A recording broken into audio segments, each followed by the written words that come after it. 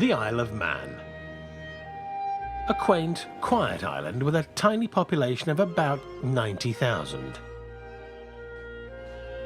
But twice a year, the island's tranquility is interrupted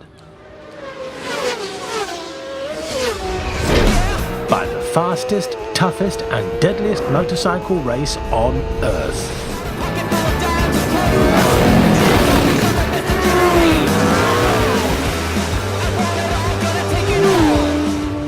The Isle of Man TT. It's August, and hundreds of international riders are here to compete in the Festival of Motorcycling.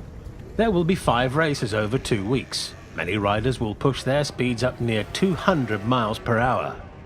Dozens of doctors and medics are on hand to provide life-saving assistance. Blue? Ready. Yeah, ready. All good. And medic 1? Yeah, ready. Good. Are we in time or not? Yeah, it's some 10 to 10. Getting good at this. Time for tea and stick. My name's Dr. Sally Simmons and I'm a general practitioner in Devon in England.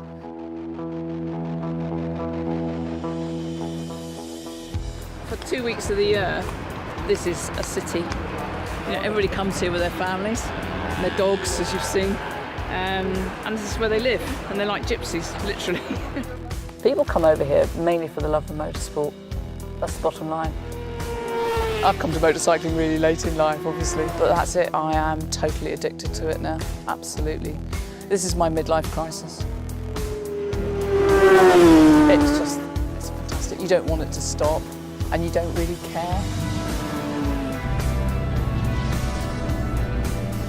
As a doctor, you marvel at the human body, anatomy, physiology, but also human spirit. It's an intrusion, but it's been here an awful long time. The Isle of Man TT started in 1907 to avoid strict racing regulations in England. Back then, the average time to complete the 37-mile course was over an hour. Today's top racers complete the circuit in less than 17 minutes. Racers must navigate through a series of tiny towns, hairpin bends, bumps, jumps, stone walls, manhole covers and telegraph poles while travelling as fast as a high-speed train. I've been riding motorcycles since I remember myself, since I was a little kid, and from there on it was pretty much love at first sight. Everything else didn't matter. The course is just magnificent, but this is 37.7 miles. This is endless, you know. We're talking over 250 turns.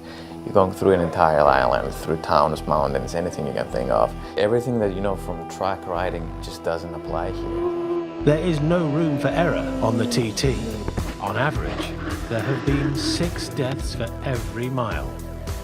To date, more than 250 racers have lost their lives here. The top riders, it takes, well, they reckon 3 years to learn this course. You're not going quick for the first. Some do, but they're on the edge. They're pushing their luck a bit. But you have to be, you know, you're not thinking about what you're having for dinner tonight, you're thinking about where the next corner's going.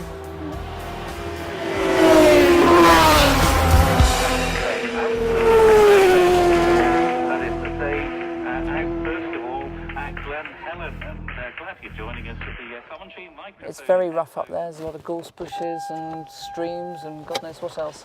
And it's tricky underfoot, you know, you can lose your footing, and if you're carrying a heavy guy on a stretcher, that's particularly can be quite dangerous for the teams who are carrying them as well.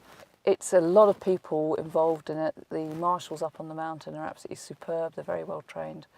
And we all work together for the benefit of the rider ultimately.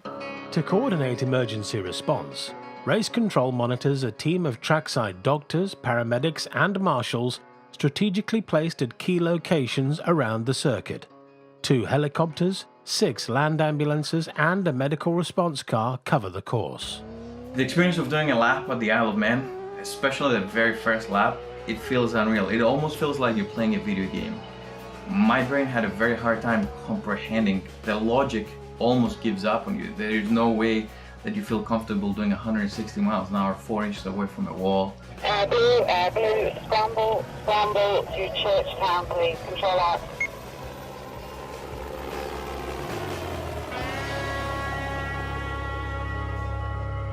So we did the first lap, and Although things felt fine, we finished, we came back in the pits. The bike felt very stiff, it felt very out of place. It was way too hard for the course. We just decided that I'm just gonna go out there to get one more lap under my belt and just take it easy. And that's really where things went south for us. I wasn't really pushing during the lap. I felt very good, very smooth, moving very comfortable in most of the sections of the island. And just approaching May Hill, which is one of the most bumpiest sections of the course, really. I felt my front wheel twisting in the opposite direction. And I tried to relax my arms, give the bike a second to recoup, really. And I hit the second bump and my front wheel washed off. And because of the lean angle there, I landed on my shoulder, which caused my shoulder to break.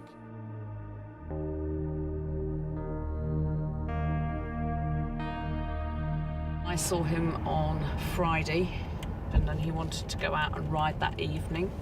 So this is 5 days after breaking his shoulder and dislocating his other shoulder, and he wanted to go back out riding again. And I thought this was probably going to be unlikely. And so I got him to do a functional assessment, which was as simple as, can you take your jacket off so I can examine you, please? And he couldn't take his jacket off because he was in so much pain. Broke my right shoulder on 2 bones, dislocated my left one, and there's some tissue damage. 5 ribs on the left, and part of my lower lung collapsed, my knee and my heel. They tried to pop my shoulder back in, and they couldn't because the suit doesn't allow it to go very high. It holds it actually in place. And the doctor told me, she was like, I'm gonna have to cut your suit. And I said, you can't do that because I only brought 1 suit with me and I have to practice tomorrow. And she looked at me, from top to bottom and laughed a little bit. She said, sorry to tell you, you won't be getting on a bike anytime soon. I come from Devon, and mid-Devon is full of farmers. And when a farmer comes in to see me as a GP, we take them very, very seriously because these guys don't ever go to the doctor. And motorcyclists, in my experience, are very similar. They don't want to be stopped from motorcycling or racing. What the spectators see and the marshals and the medics see are riders doing things that are really a celebration of the human spirit. There is no rationale for riding around this track as fast as you can, as much as there's no real rationale for climbing mountains as quickly as you can or as high as you can. It's just humans exploring their environment. That's what people, I think, see here. Pure human spirit,